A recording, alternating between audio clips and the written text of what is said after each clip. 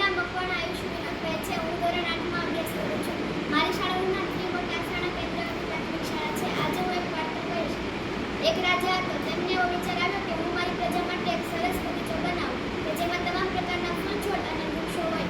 આવું વિચારીને તેમણે નિષ્ણાત માણસોને રોકીને એક સરસ મજાનો બગીચો બનાવ્યો. થોડા મહિના પછી રાજા એ બગીચાને જોવા માટે ગયો. તેમણે જોયું કે બગીચાના તમામ ફૂલ છોડ મુરઝાઈ ગયેલા હતા. તેમને એમ ન સમજાવ્યું કે પૂરતું ધ્યાન હોવા છતાં આ ફૂલ છોડ કેમ મુરઝાઈ ગયેલા. તેમણે એક સફરજનના વૃક્ષને પૂછ્યું. સફરજનના વૃક્ષે કહ્યું, મારામાં ઘણા બધા ફળો છે, પરંતુ હું દેવદારના વૃક્ષ જેમ ઊંચું કેમ નથી. દેવદારના વૃક્ષે કહ્યું, હું ઊંચું તો છું, પરંતુ નાળિયેરી જેવા ફળ કેમ નથી. નાળિયેરીને પૂછતા તેમણે કહ્યું, મારામાં ફળ છે, પરંતુ ખૂબ જ ઊંચા છે. હું વૃક્ષના વેલા જેમ કેમ નથી. આવી ફરિયાદ ફક્ત વૃક્ષોની નહીં, પરંતુ ફૂલ છોડની પણ હતી. રાજા સાવ નિસ્તેજ થઈ ગયો.